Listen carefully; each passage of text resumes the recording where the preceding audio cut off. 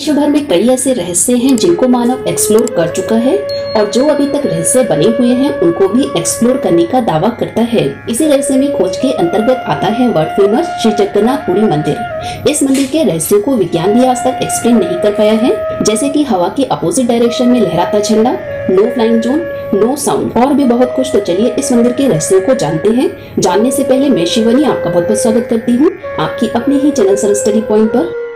इस मंदिर के टॉप पर जो आप यह झंडा देख रहे हैं वो हमेशा ही हवा के चलने की अपोजिट डायरेक्शन में लहरता है।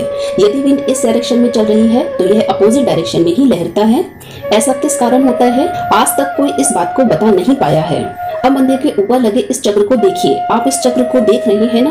यदि आप किसी भी डायरेक्शन में खड़े होकर इस चक्र को देखते हैं तो यह हमेशा ही सामने नजर आता है। यदि आप 360 डिग्री का रोटेशन भी कर लेते हैं तो हर एक एंगल पर आपको ऐसा ही लगेगा कि यह चक्र जस्ट बिल्कुल मेरे सामने ही है। आप जब कभी किसी मंदिर, मस्जिद, गुरुद्वारा या चर्च जाते होंगे तो आपने ये नोटिस जरूर किया होगा कि उनके टॉप पर कई पक्षी बैठे होते हैं या उन्हें आसपास उड़ते जरूर देखा होगा। पर जगन्नाथ मंदिर की यह बात वाकई आपको चौंका देगी कि इसके ऊपर से कोई भी पक्षी नहीं गुजरता है। पक्षी की बात तो छोड़िए, आज तक इसके ऊपर से कोई प्लेन भी नहीं गुजरा है।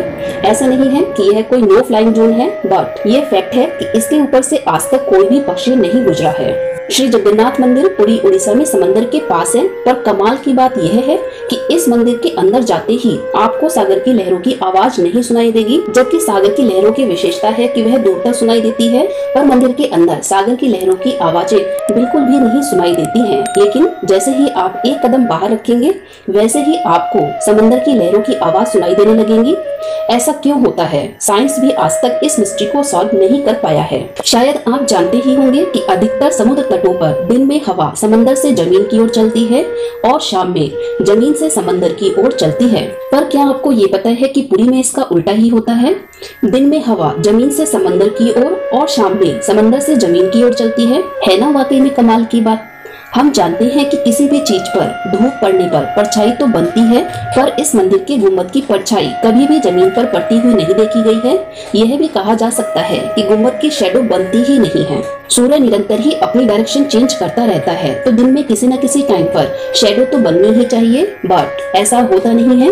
Really amazing. साइंस भी आज तक इसको एक्सप्लेन नहीं कर पाई है। किसी भी मंदिर के प्रसाद की इम्पोर्टेंस तो हम सभी जानते हैं, बट यहाँ के प्रसाद की क्या खास बात है?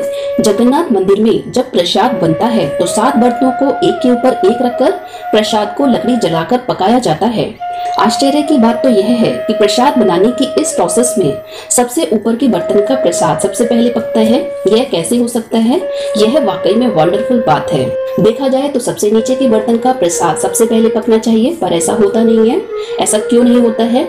यह आज तक रहस्य बना ही हुआ है। इस मंदिर की एक खास बात यह भी है कि यहाँ पूरे वर्ष श्रद्धालु आते ही रहते हैं। हजारों लाखों लोग यहाँ नित्य ही भोजन भी करते हैं, पर मंदिर में कभी भी भोजन की कमी नहीं होती है।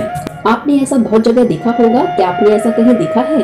अगर देखा है तो कमेंट बॉक्स में जरूर बताएं। या आपने कभी श्री जगन्नाथ पुरी के दर्शन किए हैं तो आपने और क्या क्या नोटिस किया जरूर शेयर करिएगा। अगर वीडियो अच्छा लगा है तो प्लीज वीडियो को लाइक शेयर जरूर करें। चैनल आपका ही है, चैनल को प्लीज सब्सक्राइब कर ले, साथ में लगे हुए बेल को प्रेस कर ले ताकि नई वीडियो आपको समय से